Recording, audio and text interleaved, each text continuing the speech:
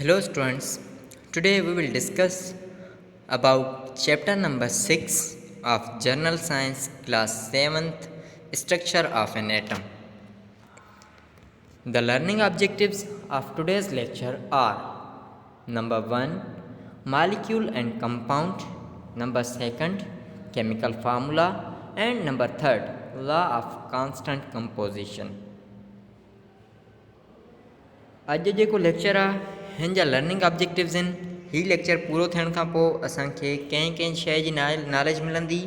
उहो आहे नंबर 1 ते मालिक्यूल जी ॼाण मिलंदी, कंपाउंड जे बारे में सिखंदासीं, केमिकल फार्मूला जे बारे में सिखंदासीं, लॉ ऑफ कांस्टेंट कंपोजिशन। इहे जेके आहिनि असांजा सभु अॼु जे हिन लेक्चर जा लर्निंग ऑब्जेक्टिव्स आहिनि, हिननि जे बारे में असां पढ़ंदासीं। So first of all we will discuss about molecule. Molecule के बारे में डिस्कस कंदासीं। मालिक्यूल छा आहे? A molecule is formed when two or more same or different atoms join together chemically.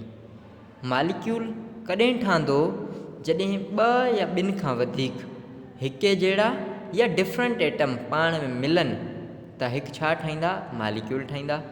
Sum molecule consist of 2 atoms of same elements.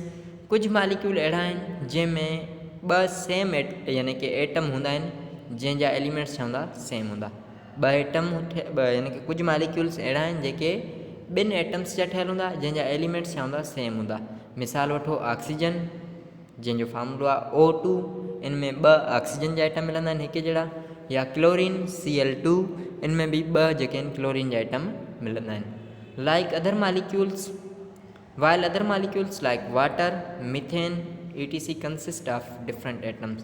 जॾहिं त ॿिया molecule जीअं वाटर थियो H2O, मीथेन थियो CH4, इहे जेके मालिक्यूल्स आहिनि इहे अहिड़ा मालिक्यूल्स आहिनि जंहिंमें छा आहिनि? डिफरेंट एटम्स हूंदा आहिनि, मुख़्तलिफ़ एटम्स मौजूदु हूंदा आहिनि। हाणे वाटर ॾिसो H2O, 2 हाइड्रोजन हूंदा अथव, हिकु ऑक्सीजन हूंदो आहे। इहो बि छा आहे? असां वटि हिकिड़ो मालिक्यूल आहे जंहिंमें 2 एटम मिलंदा आहिनि, 2 हाइड्रोजन जो एटम ऐं हिकु ऑक्सीजन जो एटम, यानी कि 2 सेम हूंदा, हिकिड़ो एटम डिफरेंट हूंदो। त इहो छा आहे? असां वटि हिकिड़ो मालिक्यूल आहे। After that we will discuss about compound. Compound जे बारे में डिस्कस कंदासीं। Compound is a molecule that contains atoms of at least 2 different elements. Compound भी हिकु मालिक्यूल ई आहे। कंपाउंड भी एक्चुअली आहे मालिक्यूल जंहिंमें 2 डिफरेंट एलिमेंट्स मिलंदा आहिनि, जंहिंमें एटलीस्ट 2 डिफरेंट एलिमेंट्स जा एटम मिली करे हिकु छा ठाहींदा? कंपाउंड्स ठाहींदा।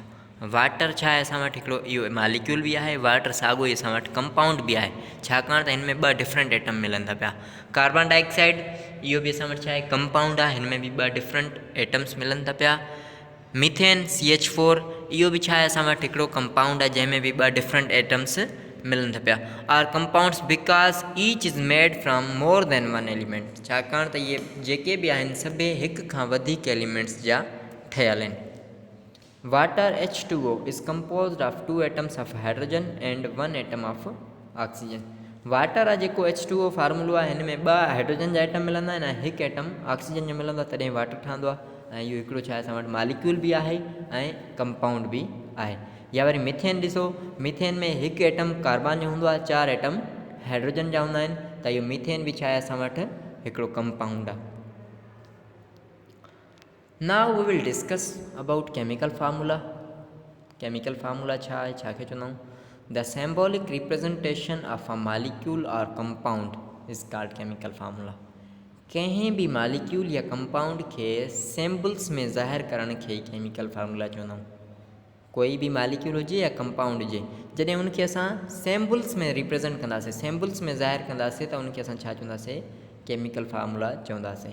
The formula shows the constituent elements and their exact number of atoms present in a molecule or a compound. इहो फार्मूलो एलिमेंट्स जेके कॉन्स्टिट्यूएंट एलिमेंट्स हूंदा आहिनि या वरी एग्जैक्ट नंबर ऑफ एटम्स खे ई ज़ाहिर कंदो आहे।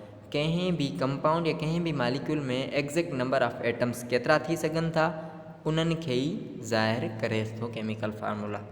मिसाल तौरु हाणे ॾिसो छा आहे असां वटि? वाटर जो मिसाल वठूंसि था।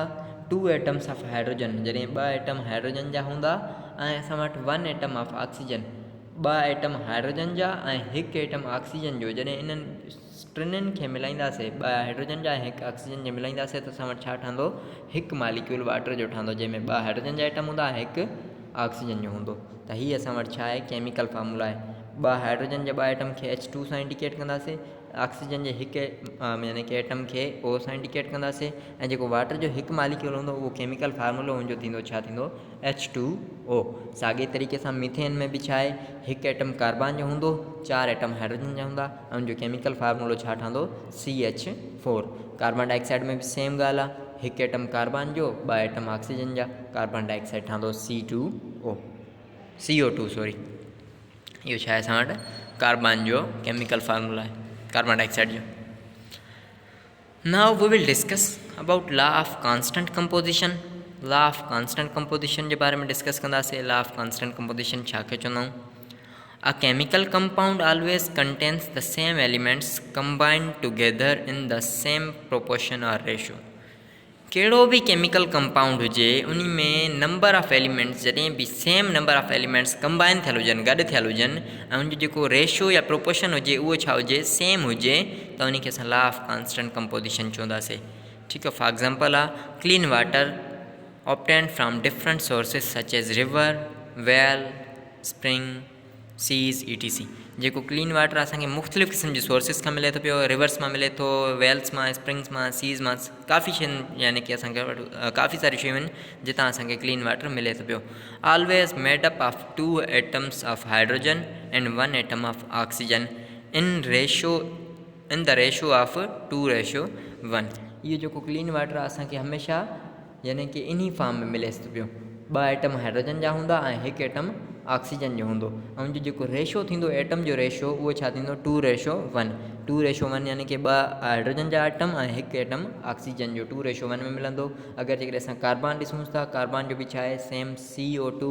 इहो बि ऑब्टेन थींदो आहे डिफरेंट मेथड सां, लेकिन बर्निंग जेको आहे, बर्निंग हुजे कार्बन जी, हीटिंग हुजे, या वरी कॾहिं बि केमिकल रिएक्शन थिएसि थो पियो हाइड्रोक्लोरिक एसिड जो, या वरी जेके मार्बल पीसिस आहिनि, इन्हनि सभिनी शयुनि सां छा आहे पंहिंजो इहो कार्बन डाइऑक्साइड जो बि छा आहे सिंपल असांखे मिले थो, कार्बन डाइऑक्साइड ऑब्टेन थिएसि थो पियो। त इन जी जॾहिं असां कार्बन डाइऑक्साइड जो रेशो ॾिसंदासीं त असां वटि हिते कार्बन जो छा हूंदो आहे, हिकु एटम हूंदो आहे, जंहिंजे करे कार्बन जो हिकु वैल्यू रखंदासीं, हिकु एटम ज़ाहिर कंदासीं, ऐं ऑक्सीजन जा असां वटि 2 एटम हूंदा आहिनि, जंहिंखे ऑक्सीजन जो नंबर रखंदासीं 2। त हिन जो जेको रेशो ठहंदो केमिकल रेशो उहो छा थींदो, 1:2।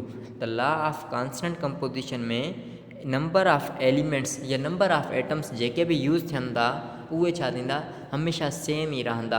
उन्हनि जो जेको रेशो या प्रोपोर्शन हूंदो उहो बि छा हूंदो, सेम ई रहंदो कंबाइन थियण खां पोइ, रिएक्शन थियण खां पोइ। जीअं वाटर आहे, वाटर जो जेको केमिकल रेशो आहे, नंबर ऑफ सेम रेशो जेको छा आहे असां वटि 2:1 आहे।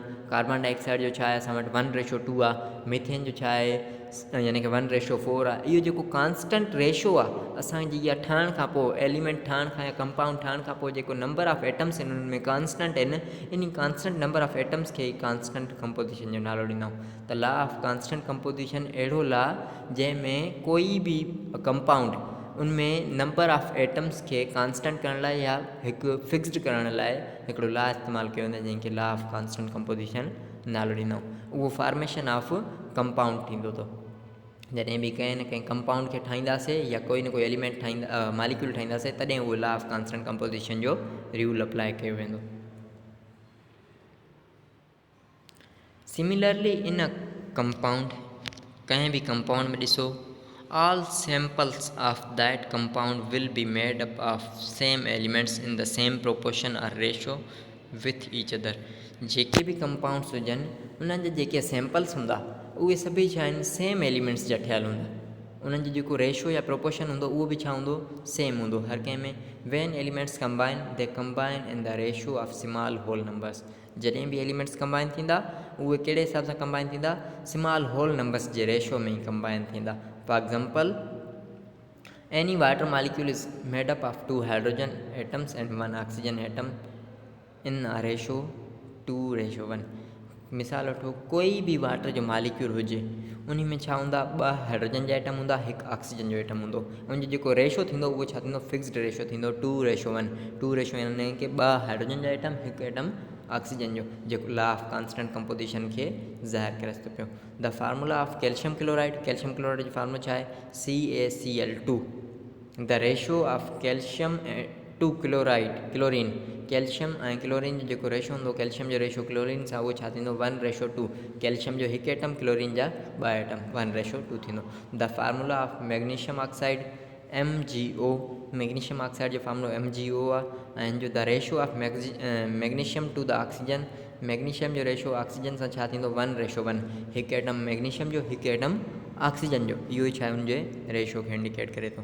त लॉ ऑफ कांस्टेंट कंपोजिशन में जेको नंबर ऑफ एटम्स जो रेशो हूंदो उहो छा हूंदो कांस्टेंट हूंदो कंहिं न कंहिं कंपाउंड में या कंहिं बि एलिमेंट मालिक्यूल जे अंदरि। त अॼु जेको असांजो लेक्चर आहे हिते पूरो थिए थो पियो ऐं मां उमेद कयां थो त तव्हांखे सभु शयूं सम्झ में अची वियूं हूंदियूं। Thank you so much for watching this video.